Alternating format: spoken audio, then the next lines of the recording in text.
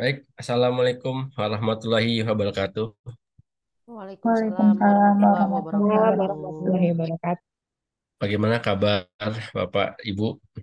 Alhamdulillah Baik, baik, Kak Panca. alhamdulillah. Kita untuk sesi ini lebih ke santai saja ya. Baik, sebelum saya menyampaikan materi, saya ucapkan terima kasih kepada Kepala Sekolah SD Silaturahim, Bu Entin, dan Dewan Guru yang alhamdulillah saya diberikan kepercayaan untuk sharing pada pagi hari ini tentang parenting seperti itu. Ini saya lihat sepertinya lebih banyak ibu-ibu nih yang hadir pada pagi hari ini. Baik, saya langsung saja untuk mempersingkat waktu, saya izin share screen saya atau Bu Rima yang share screen, Bu. Kak Panca sudah bisa, sudah co-host Bapak. Sudah, Oke. Nah, baik. Saya izin share screen ya, Bu. siap. Apakah sudah terlihat? Sudah terlihat, Pak. Sudah terlihat. Nah, mengasuh dengan keteladanan Bapak dan Ibu.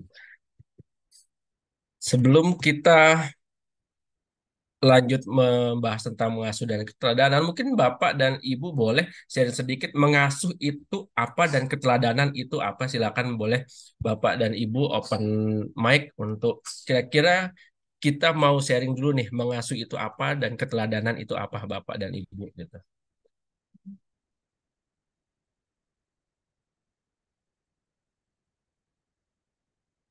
Boleh silakan Bapak Ibu ada yang mau ingin mengajukan pendapat, mengasuh itu apa, keteladanan itu apa Bapak dan Ibu. Pak Herianto nih Pak.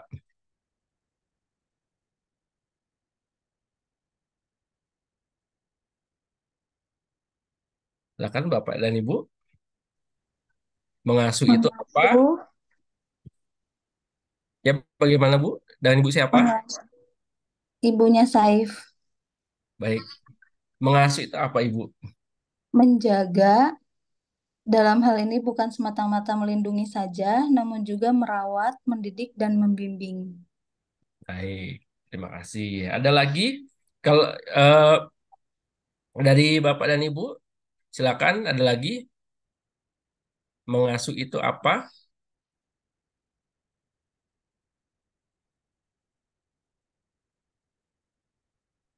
Mengasuh dengan keteladanan nih. Itu Pak Herianto tadi sudah open mic nih Pak Herianto. Oke, baik. Tadi yang mengasuh tadi sudah disebutkan. Eh, Kemudian yang keteladanan, baik. Ingin menambahkan untuk yang keteladanan, Bapak dan Ibu, apa yang dimaksud dengan keteladanan?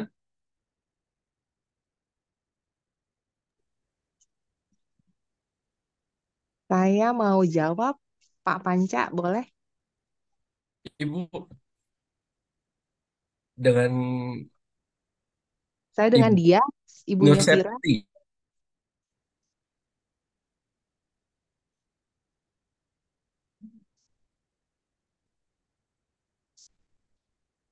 Iya, silakan Ibu. Untuk keteladanan, mungkin bisa diartikan mendidik dengan kedisiplinan ya. Kalau untuk mengasuh, memberikan kasih sayang. Itu sih Saya pendapat saya. tadi merawat, menjaga, kemudian mengasuh, memberikan kasih sayang. Dan keteladanan, apa tadi? Eh, diulangi. Memberi, memberikan kedisiplinan, mendidik ya, lebih mendidik, memberikan kedisiplinan buat anak, serta membuat anak itu menjadi kuat untuk masa depannya. Iya, mendisiplinkan kan kedisiplinan ya. Baik.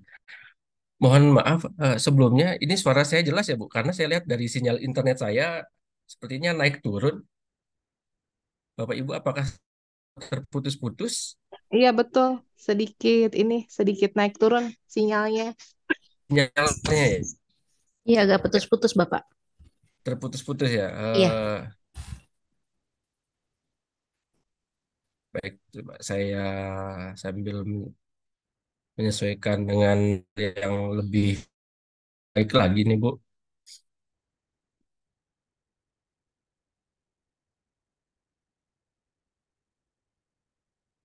Kalau masih putus-putus Ibu,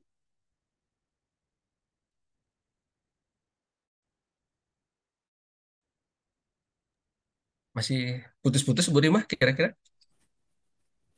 Sudah tidak, Pak? Sudah jelas suaranya? Dan sudah jelas ya, alhamdulillah. Baik, kita langsung masuk beberapa yang akan kita bahas terkait mengasuh dan keteladanan pada pagi hari ini. Di sini ada pengertian pola asuh, dampak pola asuh, manfaat keterlibatan ayah dan ibu dalam pengasuh, kemudian cara mendidik anak, itu membentuk kedekatan secara emosional dan kesalahan orang tua dalam mendidik bapak dan ibu. Tadi sudah dijelaskan di depan kemudian keteladanan itu apa gitu. Terima kasih Bapak dan Ibu yang tadi sudah memberikan sedikit pengertian terkait keteladanan dan pengasuhan seperti itu. Baik, kalau kita lihat dari KBBI di sini adalah mengasuh adalah mendidik seperti tadi yang sudah dijelaskan oleh Ibu. Ini ada atau dicontoh. Jadi dari itu sudah benar juga dan di sini nanti kita akan membahas tentang mengasuh itu, kemudian keteladanan asuh yang baik itu yang seperti apa Bapak dan Ibu. Baik, di sini anak itu dilahirkan seperti kertas putih atau kosong. Di sini ada tabula rasa. Jadi pengalamanlah yang berpengaruh terhadap kepribadian emosi. Pengalamannya seperti apa? Jadi selama anak ini tinggal dalam tanda kutip tinggal di bumi ini, dia akan banyak bertemu banyak orang di mana itu dia akan menemukan sebuah pengalaman-pengalaman yang menarik bagi dia. Nah, anak ini juga dibentuk dekat. Dalam arti lingkungan terdekat ini siapa? Lingkungan terdekat itu adalah orang tua. Jadi anak ini bisa dibilang 24 jam banyak bertemunya sama siapa? Banyak bertemunya sama orang tua. Seperti itu. Nah, kemudian selain orang tua, anak ini juga akan bertemu banyak orang di lingkungan luar, di lingkungan rumah, maksudnya di lingkungan di luar rumah, seperti sekolah, kemudian tempat main, eh, les dan sebagainya, Bapak dan Ibu. Jadi anak ini kita mau membentuknya seperti apa? Kembali lagi, bagaimana orang tua, bagaimana lingkungan membentuk si anak-anak ini, seperti itu, Bapak dan Ibu. Ada yang ingin ditanyakan di sini sebelum kita lanjut, Bapak dan Ibu? Jadi di sini anak ini dibentuk oleh lingkungan. Yang pertama lingkungan terdekat adalah orang tua, kemudian lingkungan kedua adalah di mana lingkungan sekolah, lingkungan bermain, ataupun lingkungan tempat ia les dan sebagainya ya, Bapak Ibu. Oke, kita lanjut di sini. Atau mungkin Bisa ada yang dilanjut aja, Pak. Mungkin nanti sesi pertanyaan di akhir saja. oh baik sesi pertanyaan di akhir saja ya Bu Rima. Baik, Ya, boleh. di sini kita akan kembali lagi membahas 4 jenis pola asuh. Jadi 4 jenis pola asuh ya Bapak dan Ibu. Di sini ada 4. Yang pertama adalah pola asuh otoriter, di mana orang tua yang melakukan pengasuhan kepada anak itu biasanya memaksakan anak untuk mengikuti apa yang ingin orang tua atau apa yang orang tua inginkan. Seperti itu. Misalkan saya di rumah, di mana saat ini saya alhamdulillah dikaruniai 2 anak, saya minta misalkan kamu pulang sekolah langsung belajar, harus belajar, bagaimanapun kamu harus belajar, misalkan seperti itu. Kalau misalkan kamu nggak mau belajar, eh, ayah dan bunda akan cubit kamu. Nah, itu udah termasuk otoriter. Jadi tidak diberikan anak untuk memberikan pendapat seperti itu. Jadi perilaku otoriter memaksakan kehendak orang tuanya. Seperti itu Bapak Ibu. Kemudian perilaku permisif untuk pola asuh yang kedua, perilaku permisif yaitu orang tua tidak menerapkan batas-batas tingkah laku dan membiarkan anak mengerjakan sesuatu menurut keinginannya sendiri. Permisif ini kita sebutnya atau bahasa sehari-harinya itu dimanjain Bapak dan Ibu. Jadi apapun yang anaknya lakukan, semua difasilitasi, semua didukung, semua disediakan.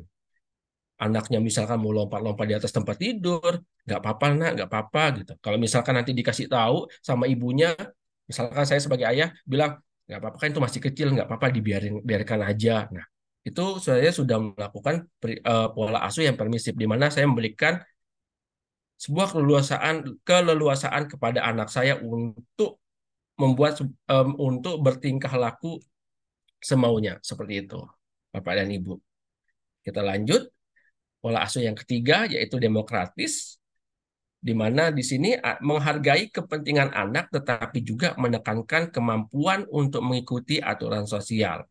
Jadi kalau untuk demokratis di sini itu ada istilahnya kita itu jual beli sama anak. Dalam arti jual beli di sini, anak maunya apa, kita maunya apa. Jadi anak itu diberikan kebebasan berpendapat.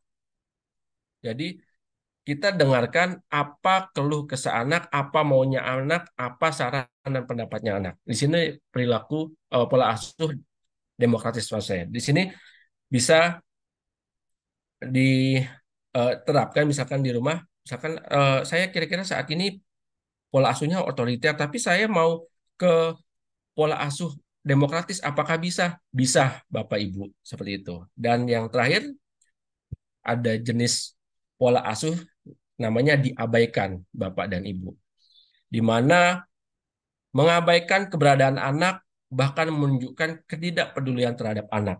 Di sini saya waktu sebelum saya ke Jakarta, Bapak Ibu, saya aslinya Lombok, Bapak dan Ibu, dulu banyak dari teman-teman saya yang mohon maaf masuk dalam kategori pola asuh.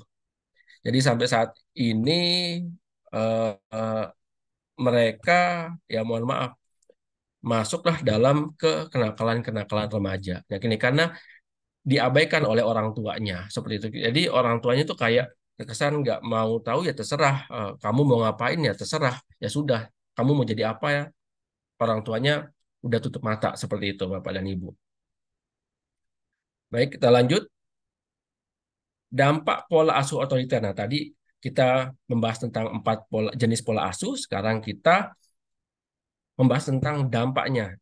Di sini pola asuh otoriter ada dampak positif dan ada dampak negatif. Untuk dampak positifnya yang pola asuh otoriter adalah anak mungkin memiliki disiplin yang baik, Bapak Ibu. Jadi, sini saya ulangi, anak mungkin memiliki disiplin yang baik untuk yang pola asuh otoriter. Dan juga ada lagi yang dampak positifnya yaitu mereka mungkin belajar menghormati otoritas. Jadi, mereka menghormati kira-kira ketika misalkan ayah bunda saya sudah mengatakan A, ya saya harus mengikuti A. Begitupun nanti kalau misalkan saya di luar, saya harus mengikuti pimpinan saya. Saya harus mengikuti apa kata orang tua, apa kata guru, dan sebagainya. Seperti itu. Ini dampak positifnya. Kemudian untuk dampak negatifnya, di sini anak mungkin cenderung menjadi tunduk dan takut pada orang tua. Di sini saya jelaskan lagi, anak mungkin cenderung menjadi tunduk dan takut pada orang tua. Tapi ini khawatirnya ini tunduk dan takutnya ini takut bohongan Bapak Ibu. Jadi khawatirnya di depan orang tua, di depan kita sebagai orang tua dia tunduk, takut. Tapi di belakang kita ternyata mereka ada kecenderungan untuk membohongi orang tuanya Bapak Ibu. Seperti itu. Kemudian yang kedua adalah dampak negatifnya adalah mungkin timbul masalah komunikasi antara anak dan orang tua. Masalah komunikasi ini maksudnya seperti apa? Saya beberapa kali bertemu dengan pasien saya di mana orang tuanya itu adalah otoriter. Kemudian pada saat saya melakukan proses psikotesnya itu, mohon maaf, kesejahteraan psikologisnya itu kurang. Banyak memendam perasaannya, sedih, marah, dia pendam semua. Sampai mohon maaf Bapak Ibu, si anak ini melakukan self harm atau menyakiti diri sendiri. Kalau anak sekarang nyebutnya itu barcode, Bapak dan Ibu. Mohon maaf, dia menyakiti diri sendirinya salah satu dengan nyilet eh, tangannya, membenturkan kepalanya ke tembok, Bapak dan Ibu. Kemudian ada lagi, anak bisa merasa tertekan dan kehilangan inisiatif. Nah, di sini merasa tertekan juga bisa menimbulkan yang tadi, self harm tadi, di mana dia melakukan, eh, mohon maaf tadi, yang nyilet nyilet tangannya, membenturkan kepalanya ke tembok, kemudian dia memukul dirinya, seperti itu, Bapak dan Ibu. Baik, Bapak Ibu, kita lanjut ya untuk dampak pola asuh yang berikutnya. Ada dampak pola asuh permisif, yaitu tadi yang permisif adalah pola asuh yang memanjakan anak ya, Bapak dan Ibu. Di sini apakah ada dampak positifnya? Ada, Bapak Ibu. Anak mungkin merasa diberikan kebebasan untuk berekspresi, Bapak dan Ibu. Kemudian dampak positif yang kedua adalah hubungan antara anak dan orang tua bisa positif. Karena kenapa? Karena si anak ngerasa semua kok saya dibebasin kok sama orang tua saya. Semua apa yang keinginan saya itu saya dikasih kok. Jadi ya menurut saya tidak pernah ada rasa marah kepada orang tua saya. Ini persepsi si anak seperti itu. Kenapa kenapa saya menyampaikan seperti ini? Karena jujur saya anak kelima dari 5 bersaudara dan masuk dalam pola asuh permisif Bapak dan Ibu seperti itu. Kemudian dampak negatifnya gimana? Anak mungkin kesulitan mengembangkan batasan dan disiplin diri. Iya, saya merasakan seperti itu, Ibu. Jadi saya waktu sekolah dulu, ini sedikit cerita pada saat sekolah saya dulu, ketika saya disuruh untuk eh, ngikutin upacara itu saya malas-malasan Bapak dan Ibu. Karena saya ngerasa untuk apa saya harus mengikuti upacara setiap hari Senin. Saya bilang seperti itu sih Bapak Ibu. Kemudian mereka mungkin cenderung menjadi kurang tanggung jawab. Kemudian di sini tanggung jawab dan arti ya salah satu yang tadi karena setiap hari Senin diminta untuk upacara bendera, si anak ini nggak mau seperti itu Bapak Ibu. Jadi tanggung jawabnya kurang. Kewajiban apa yang harus dilakukan di sekolah itu kurang Bapak Ibu. Seperti itu. Baik, kemudian untuk dampak pola asuh berikutnya adalah pola asuh demokratis. Di sini dampak positifnya adalah anak mungkin memiliki kemandirian dan kemampuan pengambilan keputusan. Jadi karena dia sejak kecil atau sejak di rumah dia sudah diajarkan untuk mengemukakan pendapat Bapak Ibu, jadi ia memiliki kemandirian dan kemampuan untuk mengambil keputusan sendiri. Kemudian dampak positif yang kedua adalah ia mungkin mengembangkan keterampilan sosial dan komunikasi yang baik. Karena kenapa? Karena setiap ia ingin menyampaikan pendapat, pendapatnya itu selalu didengarkan. Pendapatnya itu tidak langsung dipatahkan oleh orang tuanya, Bapak dan Ibu. Baik, setelah dampak positifnya, kita lanjut ke dampak negatif pola asuh demokratis. Di sini terdapat resiko bahwa anak mungkin menjadi kurang disiplin, kemudian mungkin ada konflik yang muncul dalam proses pengambilan keputusan. Di sini proses pengambilan keputusan, konflik yang disebutkan adalah, oh mungkin saya nggak enak nih ketika saya mengambil keputusan ini kepada teman saya nggak enak, jadi nggak enakan Bapak dan Ibu seperti itu. Kemudian di sini yang terakhir adalah dampak pola asuh abai. Dampak positifnya ternyata pola asuh abai ada juga ya dampak positifnya. Kita coba sama-sama membaca. Di sini ada dampak positifnya adalah anak mungkin merasa bebas, tetapi ini juga tergantung pada lingkungan sosial yang mendukung. Jadi anak itu merasa bebas berekspresi. Karena apa? tidak ada yang menghambat dia, tidak ada lingkungan, tidak ada batasan-batasan di lingkungan yang menghambat ekspresinya dia, Bapak Ibu. Kemudian untuk dampak pola asuh ABA ini, nah, dampak negatifnya adalah ada resiko anak terlantar, tidak mendapatkan panduan dan perhatian yang mereka butuhkan. Kemudian perkembangan anak bisa terganggu karena kurangnya bimbingan. Seperti itu, Bapak Ibu. Baik, kemudian di sini adalah keterlibatan, kita akan membahas keterlibatan ibu dalam pengasuhan. Nah, kira-kira untuk keterlibatan ibu ini, apa saja yang didapatkan oleh anak apabila ibu hadir untuk atau ibu terlibat dalam pengasuhan. Di sini ada pemberian kasih sayang kepada anak-anaknya, kemudian pertumbuhan emosional yang sehat, dan juga membantu anak memahami bahasa dan memfasilitasi perkembangan kognitif, dan juga membangun hubungan yang sehat di masa depan. Jadi, anak-anak yang banyak banyak diasuh oleh ibunya di sini yaitu lebih empati, simpati kepada orang. Kemudian dia itu tahu bagaimana harus bertindak, bagaimana dia harus mengasihani orang lain. Seperti itu Bapak dan Ibu. Di sini untuk keterlibatan ibu. Baik, kita lanjut. Untuk selanjutnya ada keterlibatan ayah. Untuk keterlibatan ayah, jadi di sini anak-anak jika ayahnya juga terlibat dalam arti dua-dua balance nih.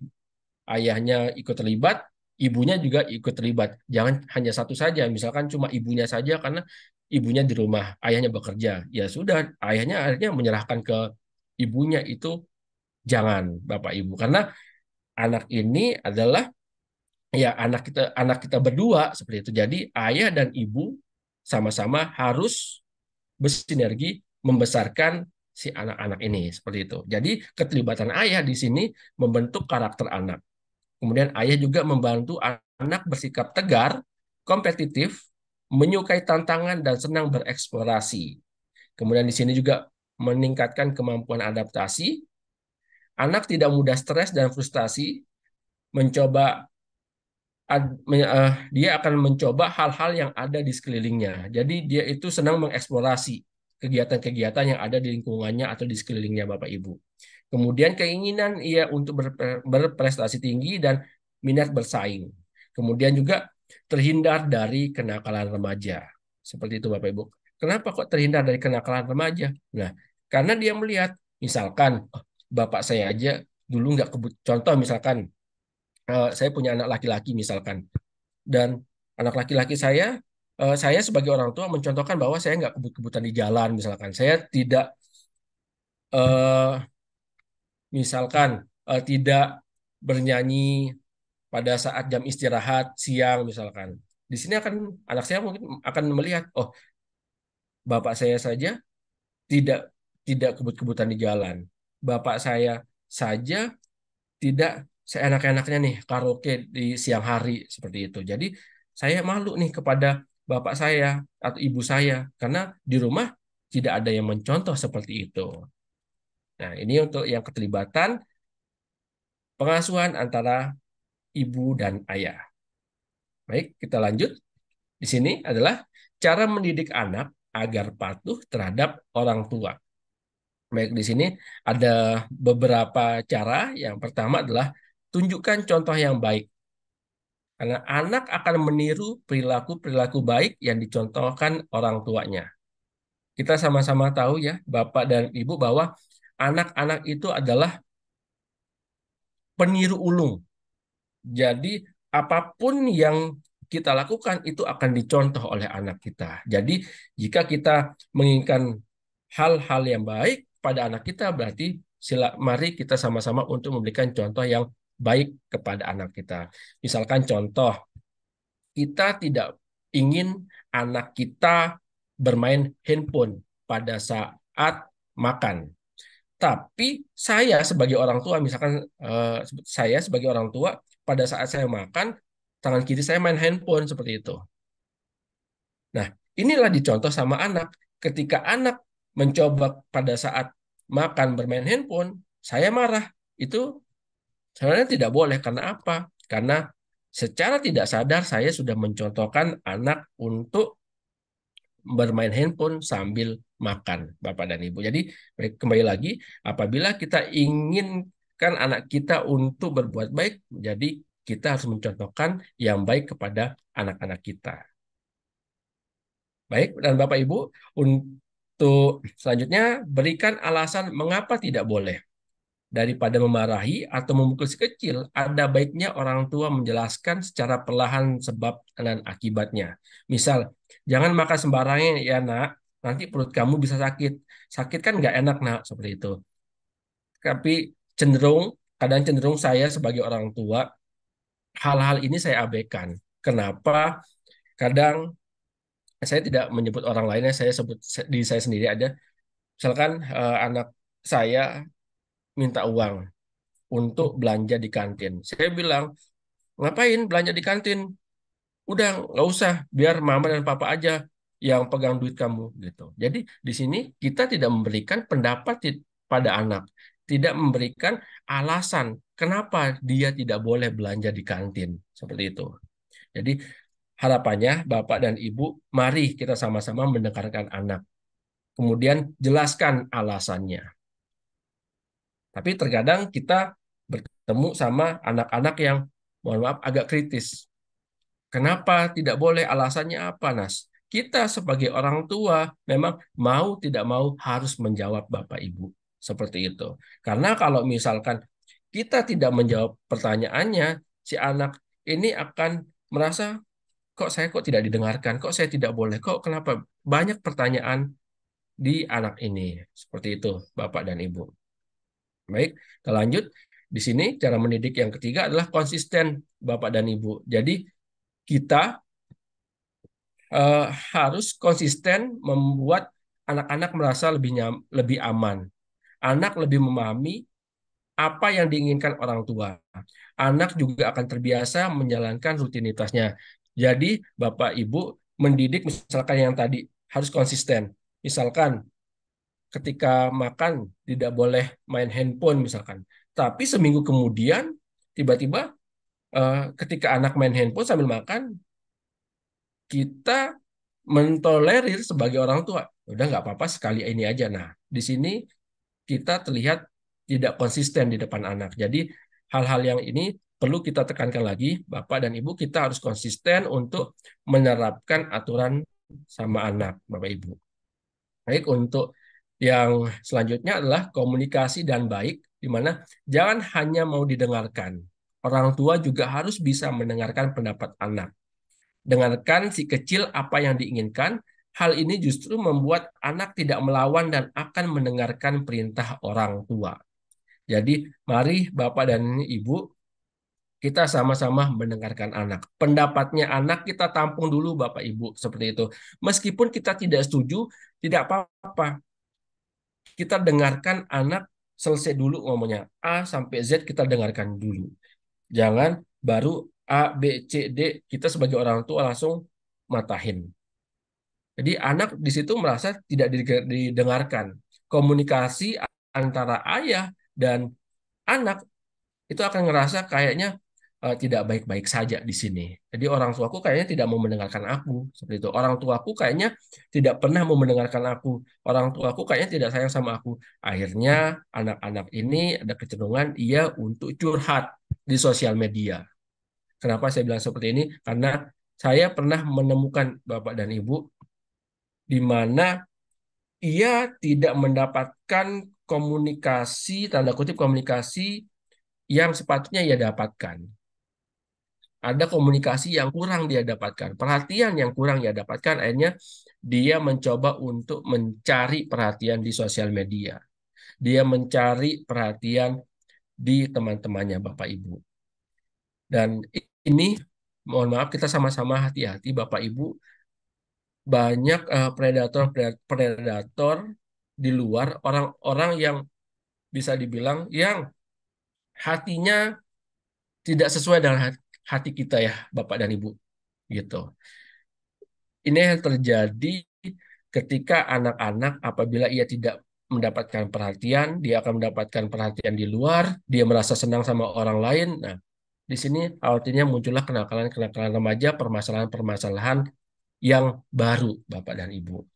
Seperti itu. Jadi komunikasi dan anak itu perlu menjadi fundamental kita, Bapak dan Ibu. Kemudian kita lanjut. Di sini adalah biarkan anak membuat sebuah keputusan. Jadi di sini biarkan anak paham bahwa pekerjaan yang di sini kembali lagi di sini nomor 5 adalah biarkan membuat keputusan. Biarkan anak paham bahwa pekerjaan yang diberikan menjadi tugas khusus dan begitu anak akan tahu bagaimana sulit dan bertanggung jawab ketika membuat keputusan. Jadi yang di sini adalah yang dimaksud adalah paham bahwa pekerjaan yang diberikan menjadi tugas khusus. Misalkan eh, anak kita diminta untuk kamu habis ini beresin buku kamu ya, kemudian buku pelajaran kamu, kemudian juga tas dan juga seragamnya harus dipersiapkan. Nah, ini kita harus berikan tugas dan tanggung jawab kepada anak-anak kita. Jangan sebentar-sebentar ngeluh. Misalkan anak saya nih, beberapa kali saya eh, menemukan anak saya yang saat ini kelas 1 SD, ya ketika diminta untuk kamu siapkan bajumu. Aduh capek. Nah, di sini kadang ada rasa orang tua ya kok kasihan juga, tapi di sinilah kita harus memberikan sebuah tanggung jawab kepada anak. Bagaimana ia harus mengerjakan tugas dan tanggung jawabnya agar ia itu memiliki rasa tanggung jawab dengan apa yang kita berikan, Bapak dan Ibu. Seperti itu. Kemudian untuk yang cara mendeteksi di sini ada 5. Kemudian kita akan lanjut yang membentuk membentuk kedekatan secara emosional dengan anak. Di sini ada beberapa hal yang perlu sama-sama kita perhatikan, Bapak dan Ibu. Yang pertama adalah dekat secara fisik dan hati. Apa sih yang dimaksud dengan dekat secara fisik dan hati? Jadi, orang tua yang sering kali bermain smartphone saat bermain bersama anak, hal ini akan membuat anak kurang konsentrasi, kurang percaya diri, dan kurang perhatian. Nah, yang seperti saya sampaikan tadi sebelum slide ini, Bapak Ibu, di mana orang tuanya pada saat makan main handphone, orang tuanya pada saat pulang sekolah, mohon maaf, pulang bekerja sampai rumah main handphone. Jadi anak ingin bermain sama orang tuanya, jadi tidak bisa. Karena apa? Karena orang tuanya lebih banyak main handphone, lebih banyak waktunya dengan handphone daripada anak-anaknya. Ya kan seusia-usia saya, Bapak dan Ibu banyak teman-teman saya ketika sampai rumah main Mobile Legend, main main game yang lain. Kemudian eh, si ayahnya menyerahkan supaya ya udah kan istri yang bagian mengasuh seperti itu. Jadi semua diberikan ke istri. Ya, di sini untuk ayah meskipun kita sama-sama bekerja, saya pun sebagai ayah, saya pun bekerja di salah satu perusahaan di daerah Kuningan, memang kita sama-sama capek, ayah. Memang kita sama-sama capek, tapi tetap kita tidak boleh menampakkan rasa capek, rasa lelah kita kepada anak. Jadi ketika anak melihat kita pulang bekerja dengan wajah yang bahagia, ia akan merasakan bahwa, wah, kayaknya ayahku pun dari pagi berangkat dari subuh dari jam 5 pulang jam 8 sampai rumah itu pun tidak capek. Aku pun harusnya sama. Aku berangkat sekolah jam 7 pulang jam 1 atau pulang jam 2 aku harusnya bahagia karena melihat ayahku seperti itu. Jadi di sini saya perlu garis bawahi karena sepertinya di sini banyak pesertanya yang ibu-ibu ya Kak. Ayahnya sedikit di sini. Jadi mohon untuk diperhatikan lagi, kita sama-sama lagi memperhatikan waktu kita sebagai ayah. Jangan sedikit-sedikit berikan ke istri, jangan sedikit-sedikit berikan ke istri. Seperti itu. Tapi kan istri kan di rumah, nggak kerja. Kembali lagi, kita tidak boleh sebagai, ini sebenarnya pesan pesan pesan kepada ayah. Sebenarnya tidak boleh berpikir seperti itu. Sebenarnya istri sebenarnya dari jam 4 subuh dia sudah bangun untuk mempersiapkan bekal anak, mempersiapkan bekal suaminya untuk berangkat kerja. Jadi hal-hal yang seperti ini, misalkan aku kan capek kerja, hal-hal ini yang dapat memicu keretakan rumah tangga. Kenapa saya bilang seperti itu, ayah dan bunda? Karena saya sampai saat ini eh, sedang sedang menangani dua pasien saya, di mana orang tuanya itu bisa kita bilang cekcok ya. Karena salah satu pernyataannya yang tadi, aku kan capek kerja gitu. Nah, sedangkan kantor kamu dekat, ya kamu kan lebih enak, lebih nggak capek daripada aku, seperti itu. Mohon digarisbawahi lagi untuk ayah, di sini kita sama-sama menjaga hati anak, menjaga hati seorang istri. Baik, lanjut untuk yang poin kedua, belayan dan pelukan. Di sini kita berikan pelukan pada anak minimal 8 kali sehari untuk memberikan energi sehingga anak bisa beraktivitas dan mengoptimalkan potensinya. Di sini ada kekuatan dari pelukan. Kekuatan pelukan itu adalah menjadi anak yang lebih peka dan penuh kasih sayang terhadap sesama. Kemudian ada juga memberikan perasaan tenang dan bahagia. Buat ayah, bunda yang mungkin belum sempat untuk memeluk anaknya apabila berangkat kerja karena sudah berangkat dari setengah 5, dari jam 5. Silakan anak-anaknya dibangunkan untuk sholat subuh, kemudian peluk ia.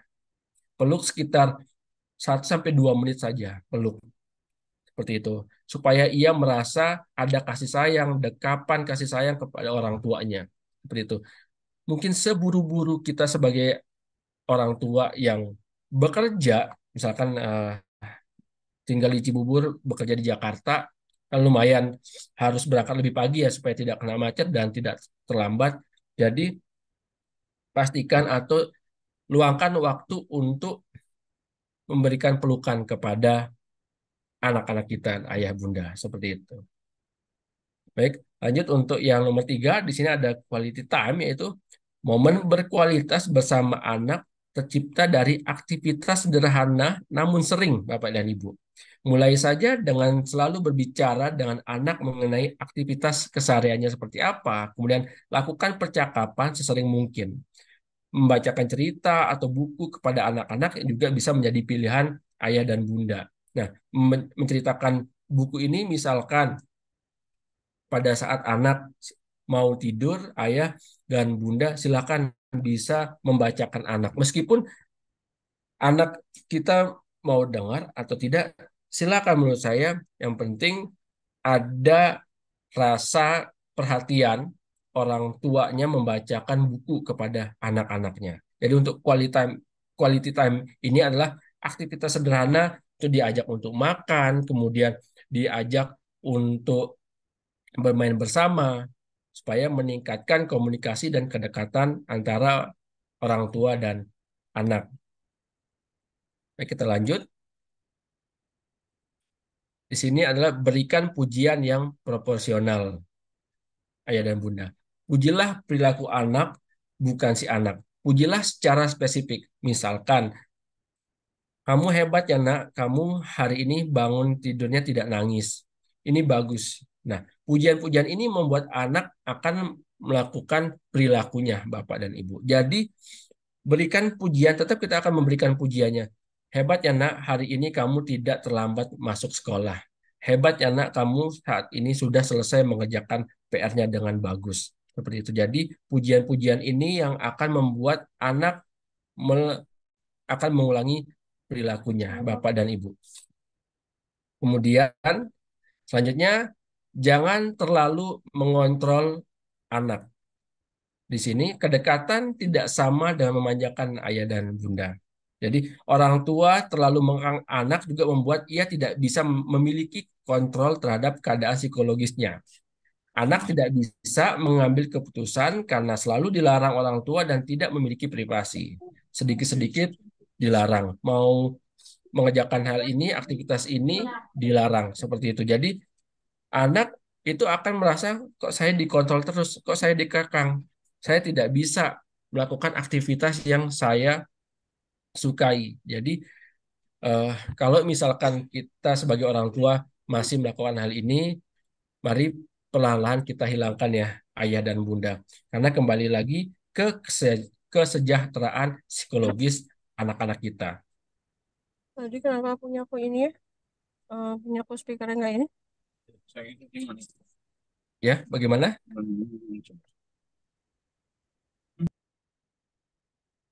Atau ada yang unmute tadi ya? Baik. Mohon maaf, Pak, mungkin bisa dilanjut Bentar. aja. Baik, kita lanjut. Di sini kemudian berikan anak perhatian ayah dan bunda ya. Di sini anak memang tidak membutuhkan barang yang mewah, namun hanya perlu perhatian kecil dari orang tuanya. Kalau misalkan kita jalan-jalan ke Mall Ciputra, ada di situ toko Little Things You Need, seperti itu. Hal-hal kecil yang anak-anak perlukan ya, seperti itu. Jadi, kembali lagi, anak-anak itu sebenarnya tidak butuh barang mewah, namun ia butuh perhatian kecil dari orang tuanya. Saya dulu waktu masih kuliah di Malang, ayah dan bunda cerita sedikit. Eh, saya punya teman orang tuanya kerja di tambang di Kalimantan.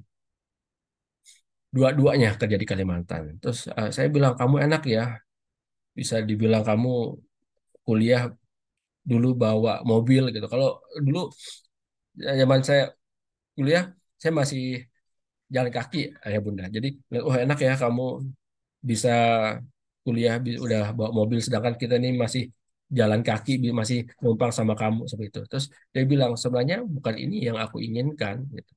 Tapi perhatian karena orang tuaku itu jarang ada di rumah.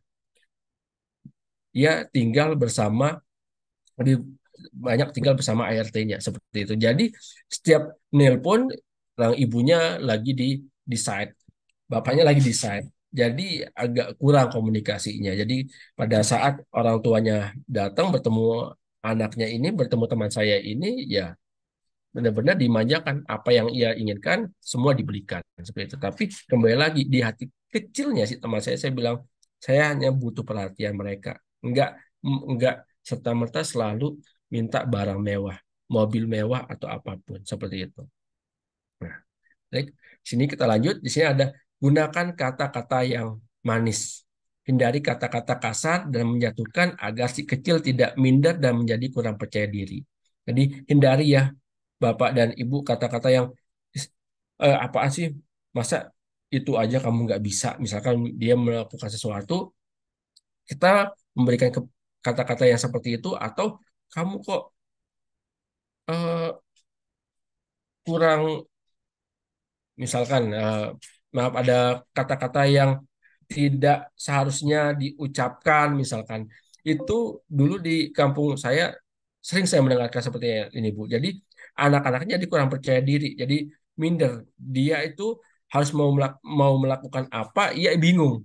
Jadi dia itu ragu-ragu karena memang sudah bisa dibilang sudah dididik oleh orang tuanya dengan ya kata-kata yang tidak mengenakan, yang memang tidak berkenan Bapak dan Ibu. Baik. Kemudian di sini adalah mendisiplinkan mereka dengan lemah lembut Bapak Ibu. Sebagian besar orang tua menganggap bahwa membentak dan mengancam adalah hal yang efektif untuk mendisiplinkan anak-anak. Jadi mulai sekarang Bapak dan Ibu, cobalah kita mendisiplinkan anak dengan cara-cara lemah lembut, namun tetap tegas dan menghindari kekerasan.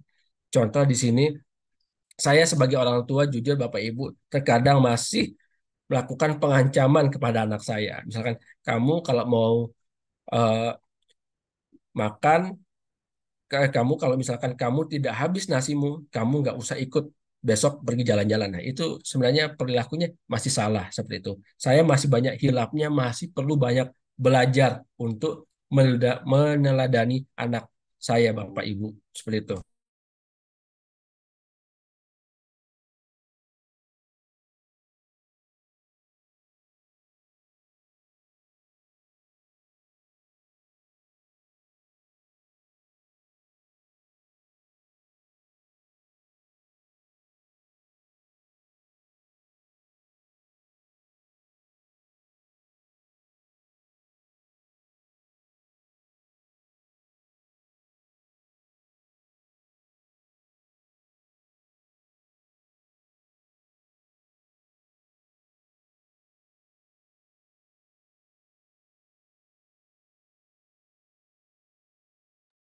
Halo Bapak Panca, apakah masih terhubung?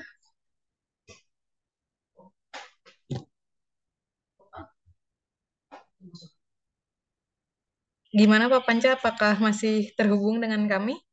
Punten, Bu. Tadi sempat kelempar ya, Bu? Oh iya, sempat terputus Pak suaranya. Sempat terputus. Iya, betul. Mohon maaf ya sebelumnya. Baik, saya share screen kembali ya, Bu. Oke, oke, boleh Pak.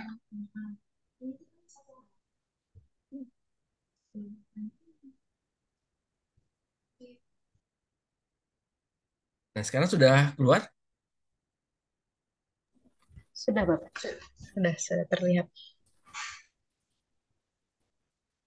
Sudah terlihat ya. Baik, di sini tadi sampai nomor 8 ya, mendisiplinkan anak dengan lembah lembut Bapak dan Ibu. Jadi kita sebagai orang tua itu hendaknya memberikan kata-kata yang baik, kata-kata yang memang berkenan di hati anak. Jangan membentak, jangan mengancam untuk mendisiplinkan anak. Misalkan saya sebagai orang tua, ya terkadang masih belajar untuk menjadi orang tua yang bijak, orang tua yang baik, orang tua yang bagaimana anak bisa meneladani saya sebagai ayahnya seperti itu. Terkadang misalkan kamu kalau misalkan nggak habis makanya besok nggak usah ikut saya. Itu kan membuat anak menjadi takut seperti itu. Jadi bukan takut yang sebenarnya kita inginkan kepada anak-anaknya, tapi anak ini memiliki rasa hormat, rasa sungkan kepada orang tuanya. Kita lanjut. Di sini ada kesalahan orang tua dalam mendidik anak. Anak tidak diajarkan untuk mengambil keputusan sendiri. Jadi, misalkan anaknya mau pergi liburan, misalkan kita mau staycation, kemudian anaknya, kayaknya saya cocok pakai baju biru ini. Nah, saya sebagai orang tua bilang, kayaknya kamu nggak cocok deh pakai yang baju biru. Cocoknya pakai baju yang warna hijau. Tuh. Coba deh kamu pakai baju hijau, biar kita eh, lihat kamu tuh tambah cakep, tambah cantik, tambah ganteng seperti itu. Nah, hal-hal ini harus dihindari. Karena apa? Ajarkanlah anak untuk mengambil keputusan sendiri. Ajarkanlah anak untuk memilih apa yang ia inginkan, Bapak Ibu. Tugas kita sebagai orang tua hanyalah mengarahkan kepada anak-anak. Kemudian, kesalahan orang tua berdebat berantem dengan pasangan di depan anak. Kadang di sini misalkan kamu sih tadi belanja di Shopee nggak ngasih tahu aku gitu. Kamu sih, nah misalkan hal-hal yang ini yang perlu kita hindarkan Bapak Ibu. Misalkan berantem, berdebat, kemudian cekcok, adu mulut, argumentasi depan anak ini hal-hal ini yang memang perlu kita hilangkan, perlu kita hindari kepada anak. Jadi berikan ke anak, perlihatkan ke anak hal-hal yang positif, apa yang dilakukan sama orang tuanya. Komunikasi yang baik seperti apa sih yang harus dilakukan, harus diperlihatkan oleh orang tuanya kepada anak. Seperti itu.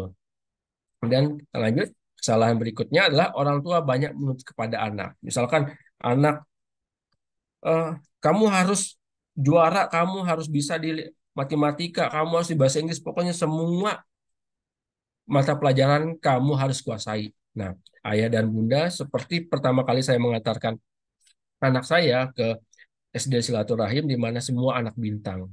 Di situ saya melihat, saya merasa, iya, saya di sini harus bisa mengaplikasikan di mana semua anak bintang, di mana anak itu mempunyai potensinya masing-masing, Bapak Ibu. Jadi kita tidak bisa menyamaratakan anak itu misalkan harus bisa matematika semua, harus bisa matematika semuanya. Enggak. Jadi saya punya anak, dua anak, laki-laki dan perempuan, dan itu pun saya belajar untuk tidak menyamaratakan. Seperti itu. Tidak banyak menuntut anak ini pintarnya di mana sih? Anak ini harus pintar di matematika, bahasa Inggris, dan sebagainya. Kan itu kami mencoba untuk tidak menuntut kepada anak-anak supaya anak tidak merasa tertekan, tidak merasa frustasi seperti itu. Kemudian untuk hal berikutnya adalah terlalu memanjakan dan overprotective pada anak. Sekali lagi terlalu memanjakan, misalkan anaknya tadi lompat-lompat di atas tempat tidur, main di tempat tidur, bikin berisik, orang tuanya bilang, nggak apa-apa, sesekali saja. Nggak apa-apa, kan dia masih kecil. Gitu. Nah, hal-hal ini juga kita harus hilangkan.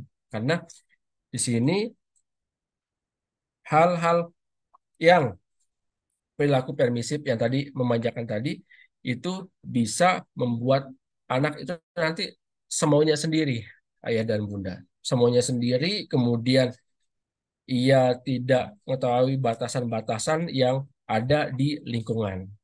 Nah, kemudian sini lanjut ada kesalahan adalah menjadi contoh yang buruk. Misalkan yang tadi sebagai orang tua, misalkan kebut-kebutan di jalan, kemudian juga misalkan masuk dalam perumahannya dia itu istilahnya seenak-enaknya apa namanya mengendarai kendaraan dengan kecepatan tinggi, kemudian suara knalpot yang berisik misalkan. Nah, hal-hal ini yang menjadi contoh tidak baik kepada anak. Seperti itu. Hal-hal ini yang perlu dihindari, hal-hal ini perlu dihilangkan supaya anak tidak mencontoh perilaku-perilaku tersebut. Kemudian sini ada juga memukul anak di depan umum. Nah, memukul anak di depan umum, memukul anak tidak di depan umum pun menurut saya pribadi itu tidak boleh. Apalagi ini memukul anak di depan umum, di mana ia merasa dipermalukan. Si anak akan merasa tidak percaya diri dan anak akan cenderung untuk mengurung dirinya sendiri. Anak cenderung merasa tertekan bahwa ia sudah dipermalukan oleh orang tuanya di depan umum, bapak dan ibu. Kemudian kita lanjut, sini adalah eh, terlalu memanjakan ini tadi sudah, kemudian kita lanjut di tidak memperhatikan dan tidak memberikan dukungan dan mengabaikan anak. Jadi anak misalkan eh, dia pinternya di sepak bola, tapi kita mengabaikan potensinya. Kemudian kita tidak mendukung apa potensi anak tersebut. Sebagai orang tua kayak cuek sekali, gitu. Cuek untuk ya sudah biarin aja. Ya sudah nanti toh dia bisa berkembang sendiri. Tidak. Nah, hal-hal ini yang perlu dihindari ayah dan bunda. Jadi tetap kita lihat potensi anak, kemudian kita sebagai orang tua harus memberikan dukungan. Kemudian meremehkan perasaan anak. Misalkan di sini meremehkan perasaan anak, masa gitu aja nangis. Masa kamu nonton drama Korea aja nangis? Ayah lo nggak nangis, ibu lo nggak nangis. Nah, di sini itu meremehkan perasaan anak. Jadi hal-hal ini yang membuat anak terkadang merasa tertekan ayah dan ibu, ayah dan bunda. Jadi sedikit-sedikit kita meremehkan perasaan anak. Kemudian sedikit-sedikit kita bilang, ah masa itu aja kamu nangis, masa kamu begitu saja marah gitu. Nah, jadi hal-hal tersebut kita tidak boleh tampilkan di depan anak. Khawatirnya tadi anak akan merasa tertekan, merasa tidak percaya diri untuk bergaul di lingkungan sosialnya. Kemudian di sini ada menegur atau memarahi anak secara berlebihan. Kemudian juga sering membandingkan anak, misalkan anak tetangga kok dia sudah bisa matematika, kamu kok belum? Nah, anak tetangga kok udah mau jadi eh, sebuah seorang pemimpin, kamu kok belum? Nah, ini tidak boleh ayah dan bunda ya kita untuk membandingkan anak. Anaknya ibu ini tadi dia pinter matematika atau pinter bahasa Inggris, tapi kamu kok nggak bisa? Di sini kita sudah membandingkan anak, kita bisa dibilang sudah melukai perasaan anak, ayah dan bunda. Kemudian lanjut, tidak menerapkan aturan atau disiplin pada anak. Dan juga tidak bangga dengan prestasi. Kemudian apabila anak kita mendapatkan nilai yang misalkan rata-rata 9, kita mengatakan, oh oke, nggak apa-apa, bagus. Hanya seperti itu, tapi kita tidak memberikan apresiasi lebih gitu. Oh, tingkatkan lagi, nak. Kamu sudah bagus. Dari selama ini kamu belajar hasilnya seperti ini. Nah, tetap kita bangga berikan pujian terhadap prestasinya si anak-anak tersebut. lanjut di sini adalah penerapan disiplin positif pada anak. Jadi di sini orang tua harus bisa mengelola emosi diri sendiri dulu sebelum menerapkan disiplin kepada anak. Jadi misalkan ketika contoh anak lagi tantrum misalkan anak anak usia 4 sampai 5 tahun misalkan tantrum.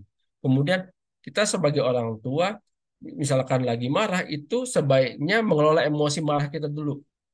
Kalau saya pribadi ketika anak kedua saya tantrum, kalau anak kedua saya usia 3 tahun tantrum, saya kadang sebagai orang tua, waduh, ini udah capek kerja, anak tantrum, nangis-nangis, minta ini. Nah, saya terkadang itu memberikan waktu pada diri saya sendiri. Saya menjauhi anak saya untuk saya melakukan relaksasi. Saya berikan waktu saya sekitar 3 sampai 5 menit benar-benar untuk menstabilkan mood saya, menstabilkan emosi saya, ayah dan bunda. Jadi khawatirnya kalau misalkan dengan emosi kita sendiri belum tuntas, khawatirnya nanti anak bisa kita marah-marah gitu. Dari awalnya marah verbal, nanti khawatirnya marah ke tindakan, cubit lah, mukul dan sebagainya. Kemudian di sini penerapan disiplin lainnya adalah orang tua harus empati terhadap permasalahan anak. Jadi misalkan di sekolah anak misalkan dicubit, contoh ya misalkan dicubit, kemudian anak bercerita, tadi mah aku dicubit di sekolah. Nah, di sini sebagai orang tua kita harus empati. Dicubit karena apa? Kenapa? Kenapa kamu bisa dicubit seperti itu? Jadi ada komunikasi. Kita harus tetap berikan empati kepada anak. Kenapa kamu dicubit tadi? Gitu. Mungkin tadi teman kamu tidak sengaja atau bagaimana. Nah, jangan semerta-merta kita sebagai orang tua, tadi aku dicubit. Siapa yang nyubit kamu? Ayo, nanti mama atau papa langsung ke sekolah untuk nyari anaknya. Nggak usah seperti itu. Jadi, ya bunda, kembali lagi kita empati dulu anak kita. Kita eh, cari tahu dulu permasalahannya seperti apa. Itu. Kemudian lanjut buat kesepakatan. Jadi apabila anak misalkan supaya anak tidak mengulangi kesalahannya, kita beri buat kesepakatan. Misalkan kamu kalau misalkan tidak tidak mengerjakan PR hari ini untuk yang kedua kalinya, maka kamu tidak boleh ikut papa, mama atau ayah dan bunda misalkan jalan-jalan. Atau kamu kalau misalkan tidak tidak mengerjakan PR, kamu tidak boleh main game di HP seperti itu. Nanti dibuat kesepakatan antara orang tua dan anak. Lanjut, memberitahu tentang apa yang boleh dan tidak boleh dilakukan supaya anak mengerti tentang aturan dan batasan-batasannya. Contoh misalkan, nah kamu ketika misalkan pinjam handphone harus ngomong dulu, harus izin dulu kepada orang tua. Jangan tiba-tiba ada HP yang geletak, kamu ambil, kamu pakai. Nah, di sini kamu tidak boleh. Kamu harus izin dulu, komunikasikan dulu kepada siapa yang punya HP, misalkan ayahnya kah atau ibunya. Tetap harus komunikasi, harus izin terlebih dahulu. Jadi di sini diberikan aturan-aturan, batasan-batasan kepada anak-anak. Kemudian konsisten. Ayah dan bunda penerapan disiplin positif ini harus konsisten seperti tadi. Kalau misalkan memang tidak boleh main HP di saat-saat tertentu, ya sudah. Dalam arti tidak tidak boleh diberikan kelonggaran. Ya, contoh yang tadi misalkan lagi main HP pada saat makan, terus salah satu orang tuanya atau ibu atau ayahnya bilang, nggak apa-apa sesekali aja. Nah, di sini anak akan melihat eh, ini orang tuaku jadi kok nggak konsisten. Minggu kemarin aku nggak boleh. Minggu ini aku boleh main HP. Nah, jadi khawatirnya anak akan bingung.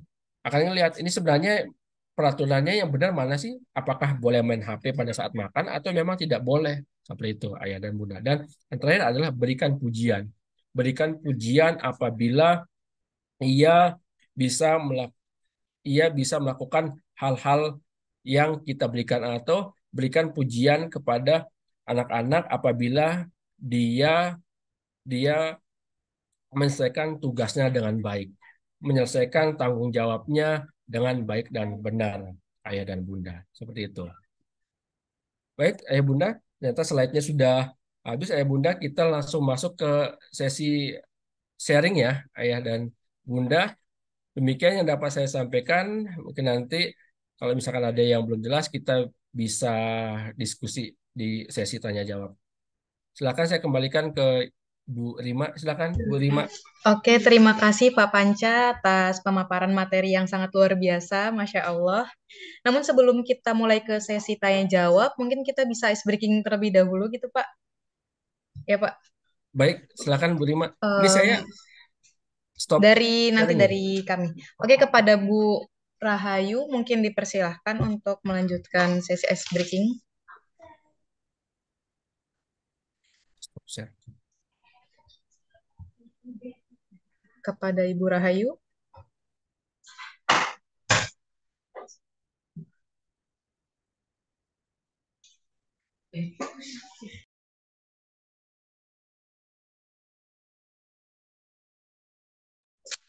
Kepada Bu Rahayu dipersilahkan.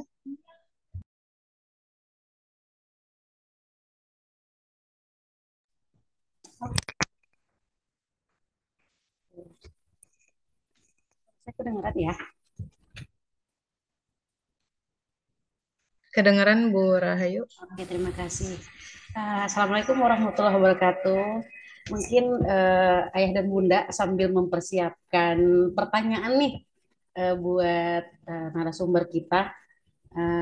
Saya minta tolong untuk membuka kameranya biar kita biar seger ya, biar fokus kembali. Oke, terima kasih.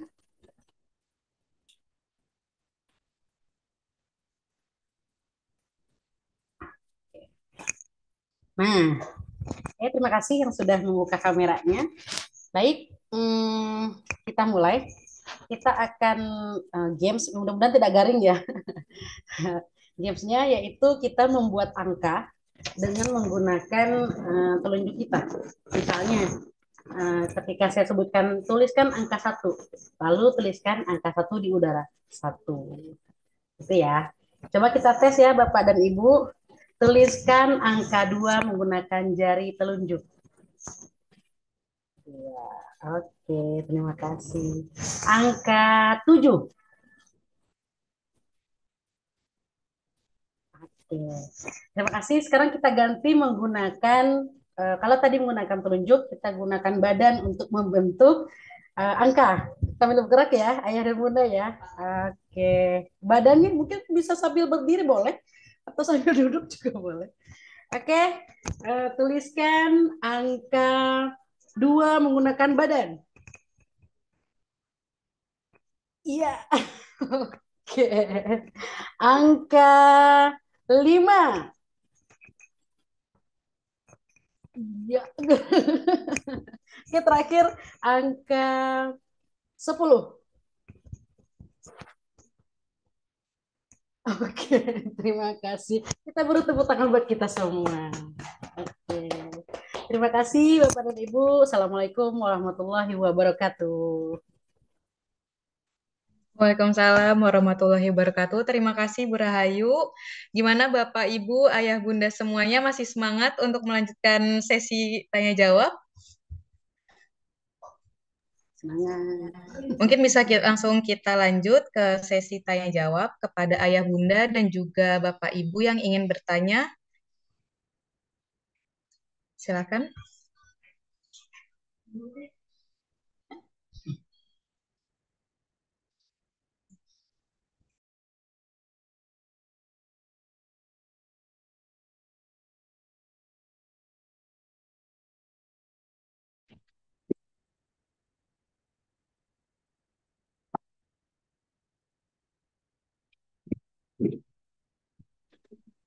Assalamualaikum Bu Rima.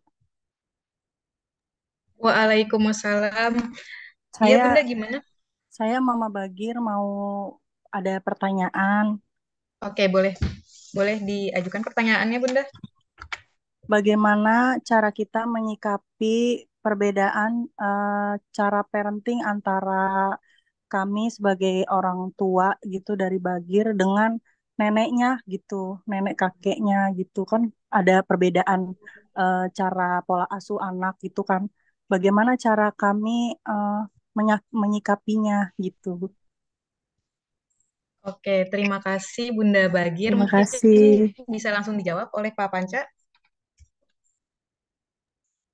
Ini kita eh, sambil sharing ya. Mungkin nanti ada pandangan dari ayah bunda yang di sini silakan ya. Jadi saat ini saya mau tanya dulu terkait eh, Mama Bagir saat ini apakah satu rumah dengan orang tua? Tidak, Bapak. Kemudian boleh diberikan contoh salah satu contoh yang mungkin yang tadi penyesuaian pola asuh yang seperti apa seperti itu. Contohnya mungkin seperti ini kan anak saya itu kan aktif gitu ya, anaknya bisa dibilang hyperaktif. Jadi saya itu selalu memberikan mungkin kedisiplinan ya, kayak misalnya di rumah dia harus menonton pada jam sekian-sekian atau misalnya apa jam jam makan atau mungkin jam nonton gitu kan dari kami kita berikan waktu gitu. Tapi terkadang pada saat bertemu dengan nenek atau kakeknya eh, beda pola asuhnya seperti kayak ya sudah tidak apa-apa seperti itu nggak apa-apa gitu. Padahal menurut kami harusnya itu tidak dilakukan gitu. Eh, Gimana cara saya menyikapi agar supaya eh, mungkin nenek kakeknya mengerti dengan kondisi bahwa anaknya juga harus maksudnya ngedengerin apa kata orang tua gitu. Apakah sudah disampaikan sebelumnya Mama Bagir ke kakek atau neneknya Bagir tentang hal ini? Sudah. Cuman mungkin ya itu tadi perbedaan cara mengasuh anak. Jadi mungkin neneknya apa ya? Saya dulu mengasuh seperti ini gitu. Kan beda beda tahunnya gitu. Maksudnya beda beda situasinya gitu. Baik, kalau kita eh, melihat lagi terkait yang tadi Mama Bagir, ada sebuah pernyataan dari eh, Abu Bakar kalau nggak salah ya. Nanti tolong di saya di ini ya dikoreksi.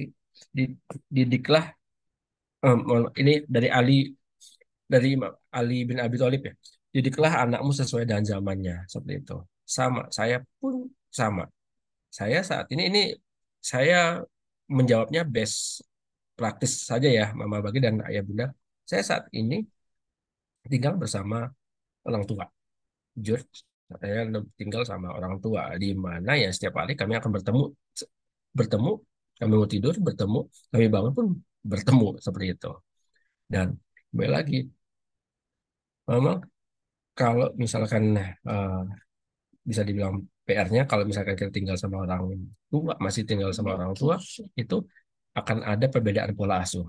Tapi sampai saat ini, saya dan istri saya tekankan bahwa kami punya cara pola asuh yang berbeda dengan apa yang dilakukan pola asuh oleh orang tua.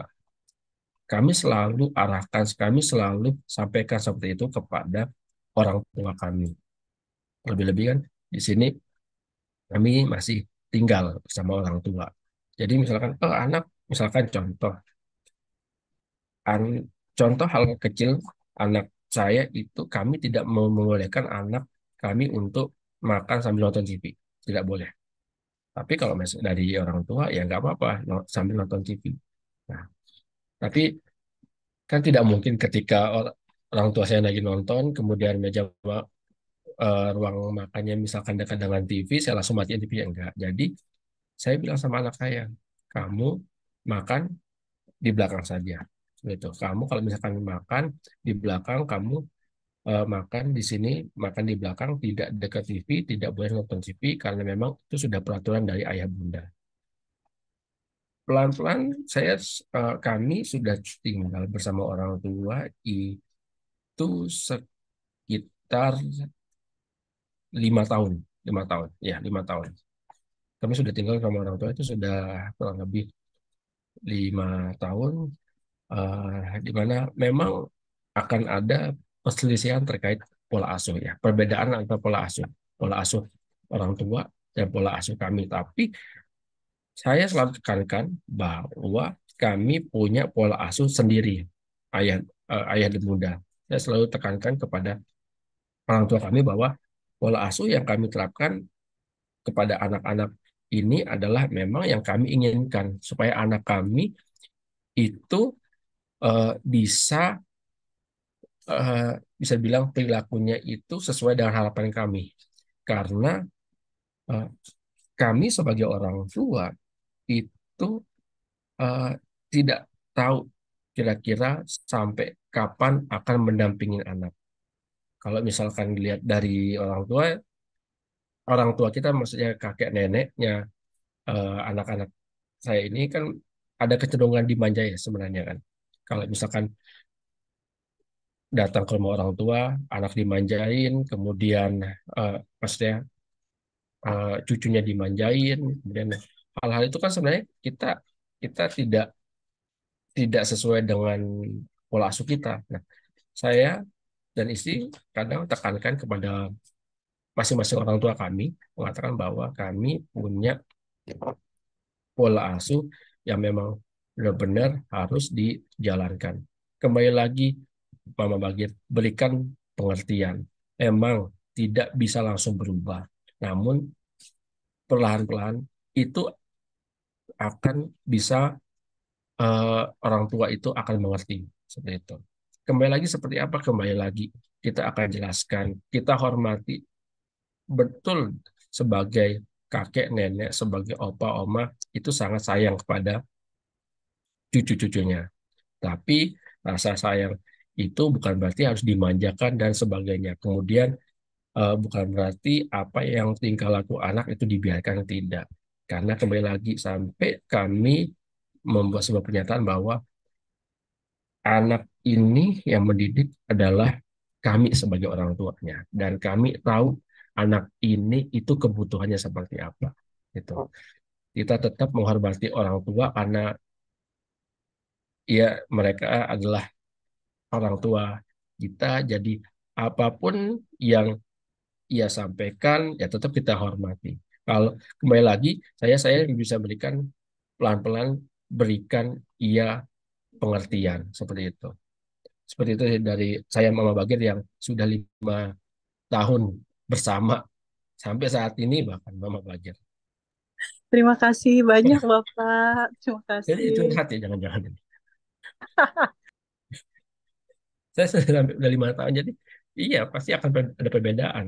Setiap buka pintu ya pasti akan beda pola asuh seperti itu. Terima kasih Pak. Ya, terima kasih kembali Mama Bagir. Semoga terjawab ya Mama Bagir ya. Alhamdulillah. Oke, selanjutnya dari Ayah Bunda dan juga Bapak Ibu yang ingin bertanya bisa langsung raise hand-nya dan langsung nyalakan mic-nya saja.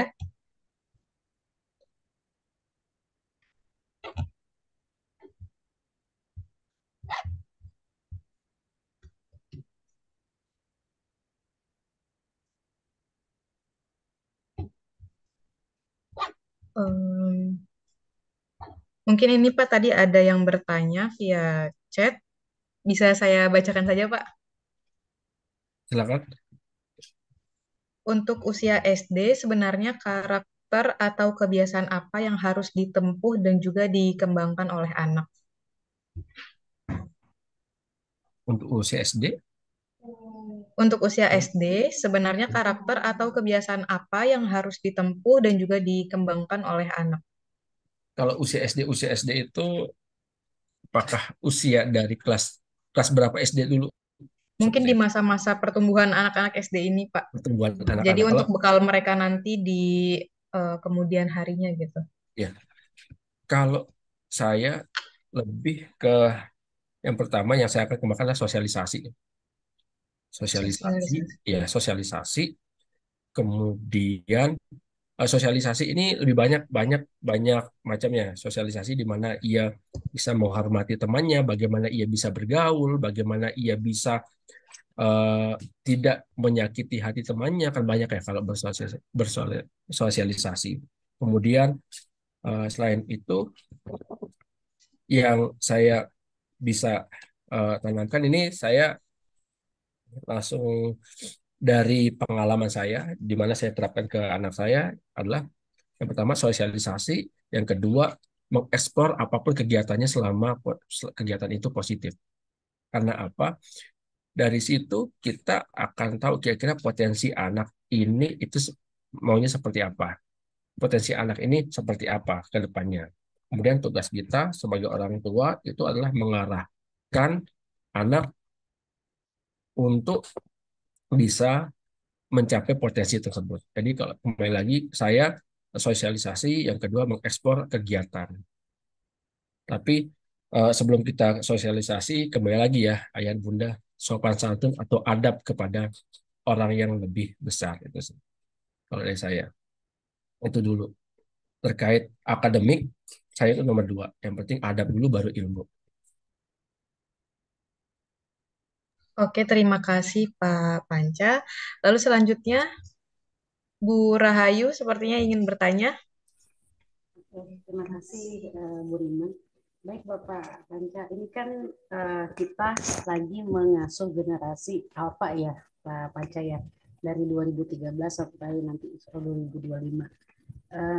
Kira-kira dari 4 jenis parenting yang tadi yang Bapak jelaskan tadi, itu idealnya yang mana ya buat mengasuh dan mendidik anak generasi alfa gitu. Karena kan kita tahu generasi alfa tuh apa ya berbeda lah dengan generasi-generasi sebelumnya gitu. Seperti itu. Terima kasih. Assalamualaikum warahmatullahi wabarakatuh. Waalaikumsalam warahmatullahi wabarakatuh, Bu Rahayu. Baik, terima kasih Bu. Kalau kembali lagi ke generasi Alpha ini, Bu.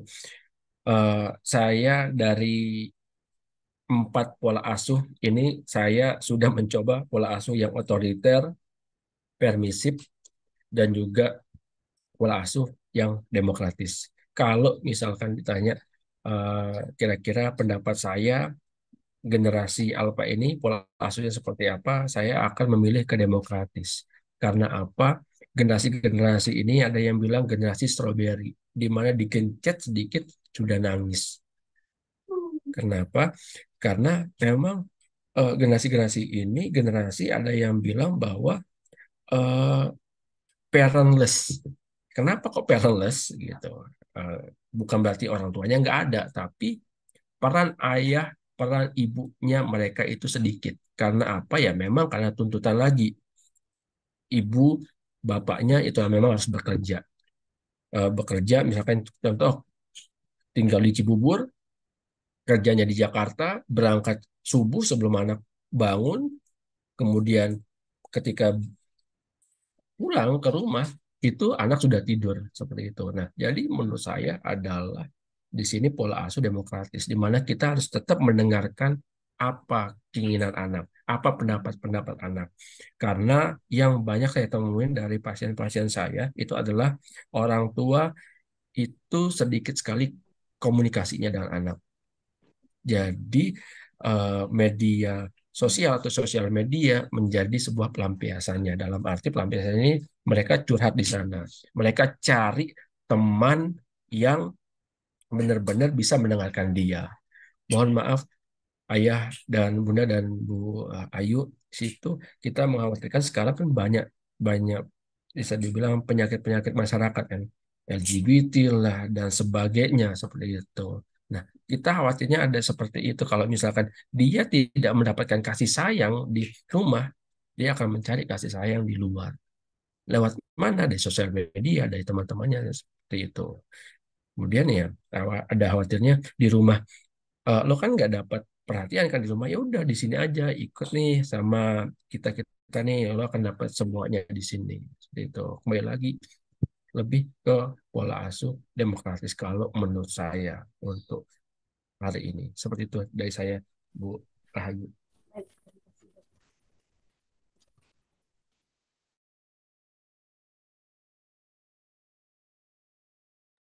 Oke, selanjutnya Ayah Bunda dan juga Bapak Ibu yang ingin bertanya silahkan di raise hand dan langsung dinyalakan mic-nya.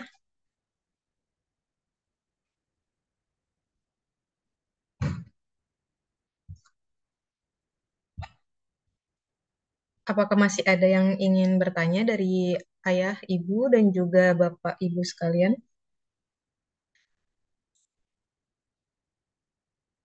Oke, jika tidak ada yang bertanya, bisa kita tutup acara hari ini. Namun sebelum kita tutup acara hari ini, mungkin Bapak dan juga Ibu bisa mengisi form kehadiran yang sudah dikirimkan via kolom chat yang ada di Zoom ini.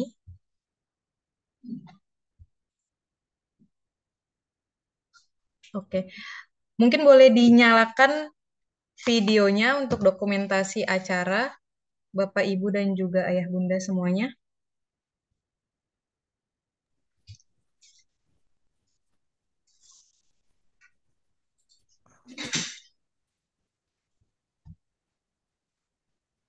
Oke, baik.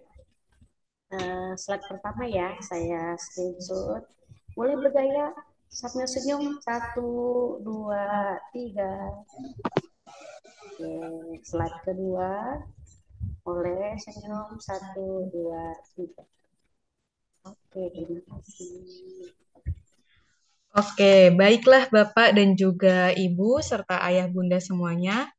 Acara demi acara telah kita lalui. Semoga apa yang kita pelajari pada hari ini bernilai ibadah dan juga mampu menambah wawasan kita tentang peran penting keteladanan dalam mengasuh anak dan juga mampu mendorong kita untuk memberikan pola asuh yang positif yang didasari oleh keteladanan. Akhir kata, saya selaku MC mewakili sekolah mengucapkan permohonan maaf kepada pemateri khususnya Bapak Panca dan juga kepada seluruh Bapak Ibu pada umumnya jika selama acara berlangsung ada hal-hal yang kurang berkenan. Terima kasih atas pemaparannya Bapak Panca. Semoga hal ini mampu memberikan ilmu yang sangat-sangat bermanfaat untuk kita semua. Marilah kita tutup acara pada hari ini dengan membaca Alhamdulillah. Alhamdulillahirabbil alamin dan juga doa penutup majelis subhanakallahumma wa bihamdika asyhadu alla ilaha illa anta astaghfiruka wa atubu ilaik. Terima kasih semuanya Bapak Ibu dan juga Ayah Bunda serta Pak Panca. Akhir kata wassalamualaikum warahmatullahi wabarakatuh.